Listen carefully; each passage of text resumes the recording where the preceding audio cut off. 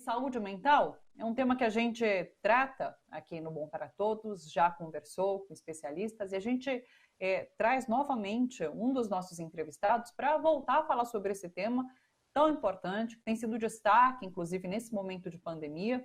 Eu vou chamar o Nelson Nisenbaum, que é médico, escritor, ativista político, especialista em clínica médica. Oi, Nelson, que bom que você aceitou o nosso convite, sempre um prazer te receber por aqui. Tudo bem com você?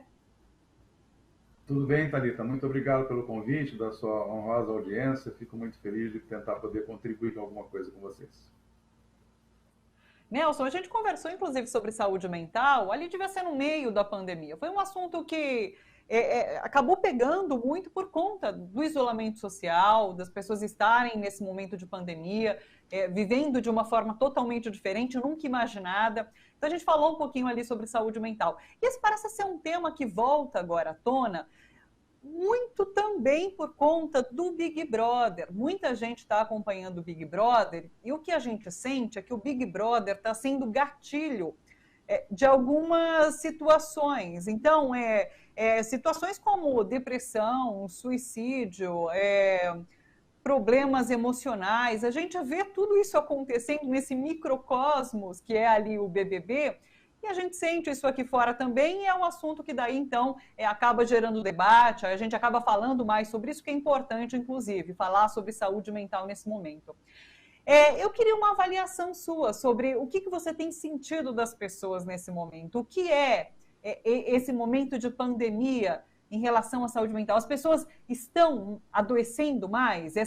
O tema de sanidade passa a ser foco de conversas de todo mundo. A gente vai falar conversa de bar, mas não tem mais conversa de bar, é conversa em família, é conversa pelas lives. Acaba sendo um tema que está todo mundo comentando, né?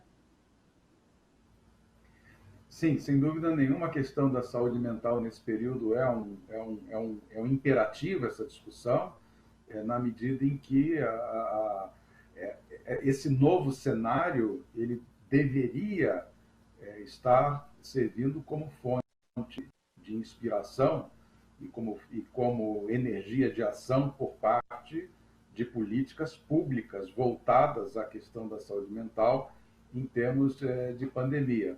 Mas, infelizmente, nós temos um governo que, além de fazer de tudo a favor do vírus e a favor da pandemia, isso inclusive foi demonstrado academicamente pela Escola de Saúde Pública da Universidade de São Paulo, que fez um levantamento com mais de 3.000 despachos do governo federal referentes à pandemia, e demonstrou cientificamente que o governo trabalhou o tempo todo pela pandemia. Então, você junta um governo que promove doença, com um governo que não orienta a sociedade, não participa de uma liderança confiável para a sociedade, no sentido de debelar esse grande mal que se abate sobre todos nós. E você junta a isso a destruição de toda e qualquer política de saúde mental, ou a falta dela, né? Inclusive, recentemente levantou-se uma grande polêmica, porque um dos indicados para essa área da saúde mental no Ministério da Saúde vai ser um indivíduo que prestigia práticas muito organicistas, né, e práticas muito pouco voltadas à dimensão social, da dimensão biológica e social dos aspectos da saúde mental. Então você cria um caldo de cultura perfeito para que as pessoas se sintam perdidas, desorientadas, desamparadas, tristes, deprimidas, ansiosas. E esse é um cenário que a gente tem observado em todos os territórios de saúde. Sem dúvida, um aumento da incidência de transtornos depressivos e ansiosos, um aumento de transtornos mais graves, né, de pacientes com novas formas de transtorno mental que não tinham, e pacientes que já tinham, que pioraram os seus quadros prévios, né? Então temos esse caldeirão de cultura que favorece tudo isso, sendo mais um capítulo muito triste da nossa história de saúde pública, a gente observar todos esses fenômenos e a gente observar ao mesmo tempo, por um lado, a inércia de um governo que não se mexe para tentar compensar esse mal, e por outro lado, um governo que promove a doença e a morte, e parece que se orgulha bastante disso. Quando você coloca essa atuação do governo ou a omissão por parte do governo, tem uma questão também de perspectiva, né? A gente vê em outros países a vacinação acontecendo de uma maneira mais eficiente. E eu imagino que os moradores desses outros países acabam tendo perspectiva de que, olha, em tantos meses eu vou poder me vacinar, eu vou poder voltar a uma rotina, ok, um tanto quanto normal. Aqui no Brasil a gente não tem perspectiva nenhuma. A gente não sabe quando a gente vai se vacinar, se a gente vai se vacinar, quando a gente vai sair disso. E tudo complica nessa situação, né? Daí tem uma questão também que a gente foca nessas festas clandestinas que estão acontecendo, e claro, são terríveis, porque fazem com que o vírus circule de uma maneira muito mais fácil, né? Mas quem está enclausurado há muito tempo, fazendo isolamento, acaba também abrindo algumas exceções por conta dessa falta de perspectiva, por conta desse isolamento que já dura um ano, sem qualquer tipo de perspectiva. E daí, nessas pequenas exceções, o vírus circula também. Então, é encontrar um parente que talvez eu não fosse encontrar numa outra situação, eu esperaria um tempo mais, caso eu soubesse que fosse me vacinar. Então, a falta de perspectiva aqui no Brasil é um grande agravante. Sem dúvida nenhuma. Agora, isso tudo, eu costumava dizer quando eu era jovem e comecei a me aperceber de determinadas realidades do mundo que a gente vive, né, em determinadas situações, a gente vê o seguinte: quando uma coisa começa a dar muito errado, e é errado demais, você começa a desconfiar de que por trás desses erros tem um planejamento, porque espontaneamente as coisas não podem dar tão errado e tudo dando errado ao mesmo tempo. Esse governo transformou o nosso país num gigantesco campo de tortura, né? A sociedade está sendo torturada pelo governo, ela está sendo estressada pelo governo, e da mesma forma que um trabalhador, por exemplo, que é muito assediado no seu trabalho, que é muito cobrado, desumanamente cobrado no seu trabalho, ele desenvolve aquela síndrome de burnout, que é uma síndrome psiquiátrica caracterizada por quadros depressivos, ansiosos e com um componente muito grande de algo que a gente chama de despersonalização, né? Ou seja, a pessoa começa a desorganizar, de certa forma, as suas percepções emocionais, as suas percepções de si mesmo, dos seus pensamentos, dos seus valores, né? E a gente vê isso se refletindo. Acho que a nossa sociedade, como coletivo, está sofrendo um burnout, porque quando a gente vê as pessoas se comportando de forma tão irresponsável, de forma tão desconectada da realidade e sem perceber o quão grave está sendo o comportamento deles, né?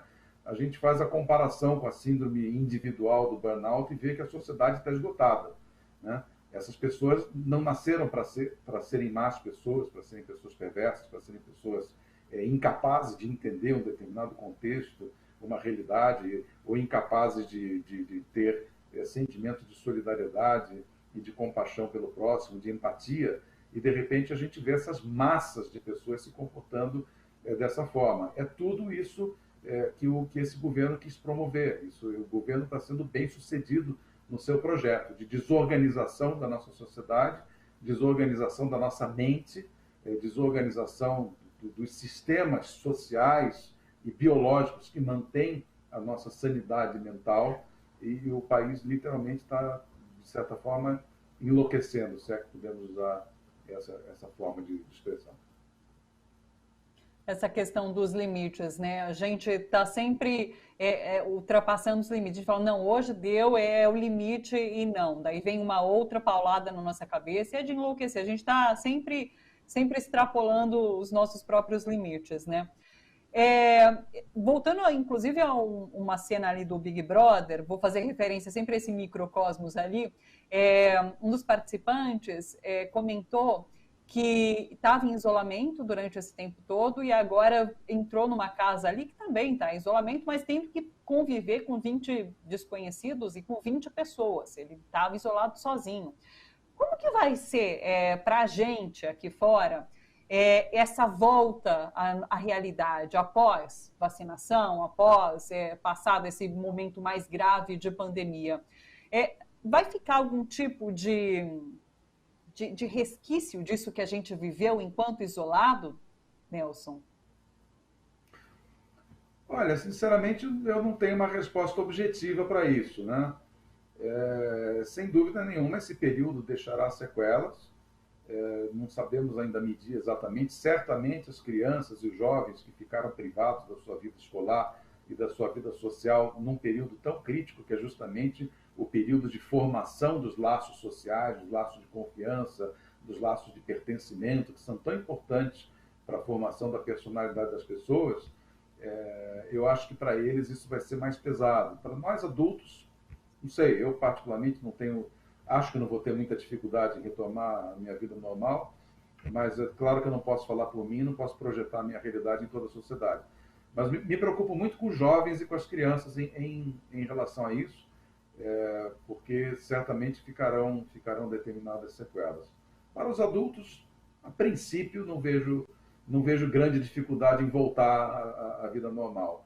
Na questão da realidade lá do Big Brother, aí é uma situação assim totalmente artificial, né? Porque o Big Brother é uma coisa muito artificial, eles são selecionados com determinados critérios bastante objetivos de interesse da emissora em conjunto naquele lugar.